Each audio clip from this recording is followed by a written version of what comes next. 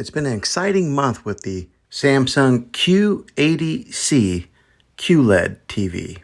And today I'm thrilled to bring you my 1 month later review. We'll be diving into the performance, features, and overall experience after spending quality time with this fantastic TV. So if you're considering getting this model or simply curious about how it holds up over time, stick around and we will uncover the details of this in-depth review. So let's get started.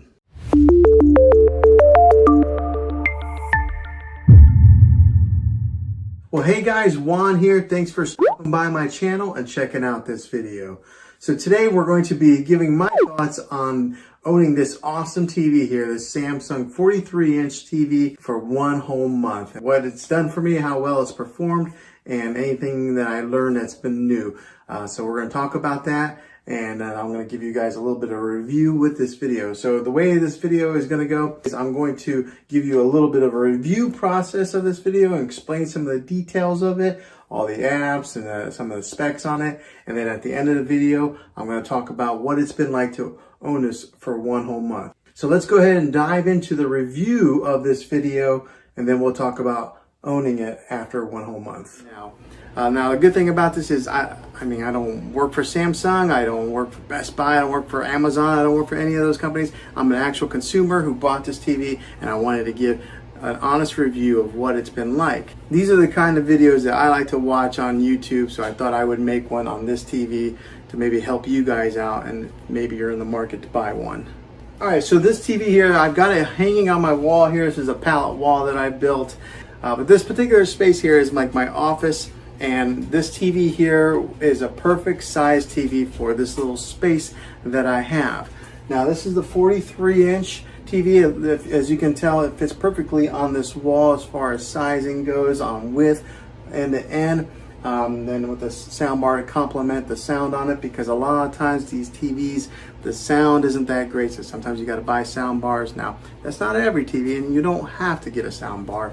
Sometimes they do sound good themselves, and what I've experienced with Samsung is one of the better TVs at having audio built within the TV versus some of these other brands where you almost have to buy a sound bar to supplement the sound. But this TV does well without a sound bar, but I had a sound bar already, so I just went ahead and added it to this little setup. Now this is the 4K ultra high definition. Now if you've never really owned a UHD TV before, ultra high definition, you're in for a treat, because the images on it look like they're there. I mean, they're not like blurry, okay? They're really defined.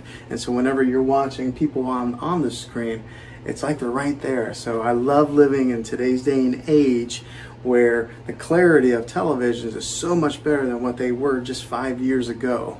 Now the great thing about this thing is it is a smart TV, so it has all its smart components built in it. You don't need to buy one of those sticks like a Fire Stick, a Roku stick, or anything like that to stick into TV. It's already all built in there in Samsung's smart interface that's built into a lot of these smart TVs that they're releasing. And I think that's the way of the future anyways. I think the sticks are probably going to go away, and all TVs are probably going to end up going to become smart TVs. So if you're going to buy one, go ahead and just get a smart TV, so that way you're future-proofing yourself and you're setting yourself up for the future pretty much. Okay, so right now I do have Disney Plus on the screen here. This has been the channel that my family's been watching for a while now, but it does have all the apps on there. So there's a home icon that you hit there, and then the Samsung menu pops up in the bottom and shows you all the different apps that you can get. Now some of these you have to download, some of them come pre-installed on the TV already. So you would have to set up a Samsung account in order to get these. Everything's free as far as downloading a Samsung account. Now getting these apps, some of them you do have to pay for, obviously, like Netflix is on here. I got Disney Plus Prime Video, so if you're an Amazon Prime member, you get the Prime Video for free. We got Hulu, Apple TV, which is a great addition, because sometimes Apple doesn't play well with other companies, but they are on the Samsung TV, so I'm really thankful for that. I do have the Spectrum app, and now if you are a Spectrum customer, it's your cable, your local TV.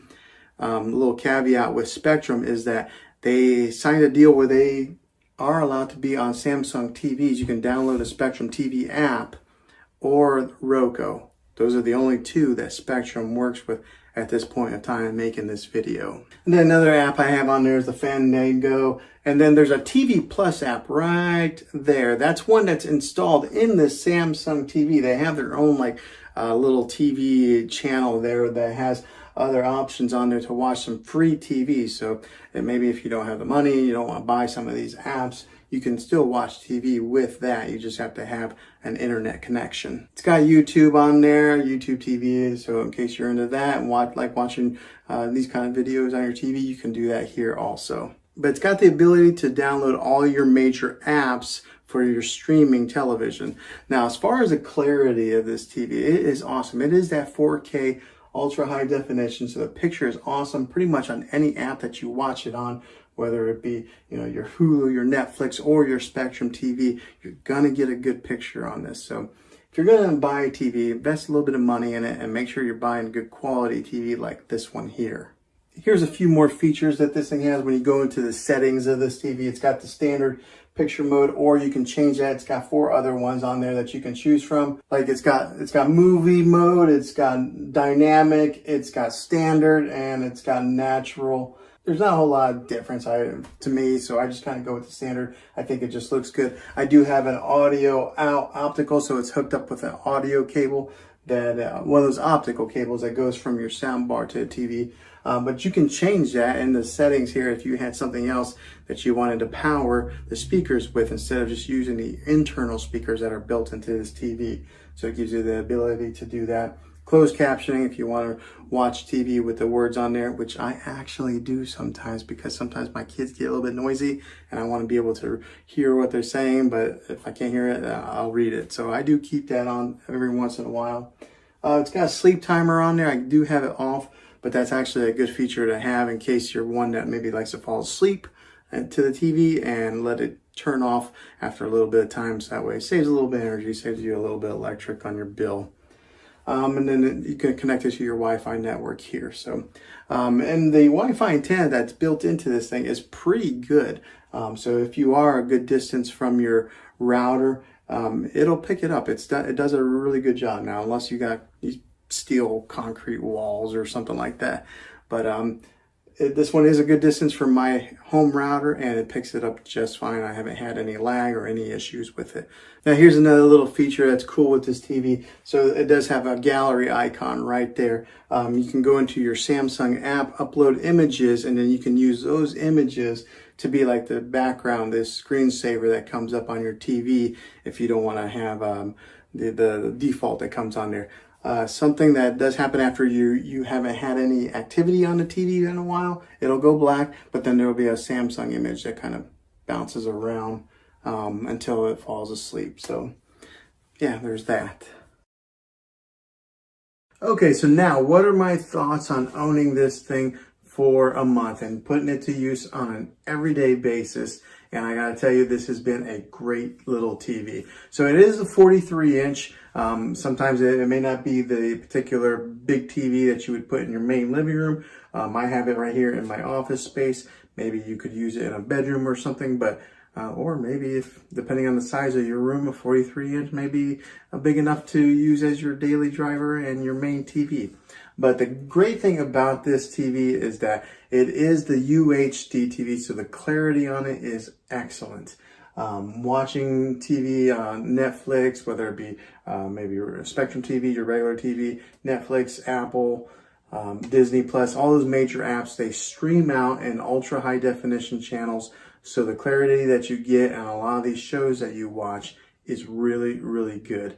Now, one of the things that I did learn through this month of owning this is that Apple AirPlay is built directly in to this TV. So a lot of TVs, you have to go out and you have to buy a Apple box to attach on there. So it's another cost and another component that you have to install into your TV in order to mirror your iPhone, your iPad, or your iMac to the TV. Well, this Samsung has it built inside there, so I can mirror my iMac right to it. I can mirror my phone to it. So that's something that wasn't really available a few years ago. They would have it available for phones that you could mirror it, but they wouldn't do it for the competitor, Apple.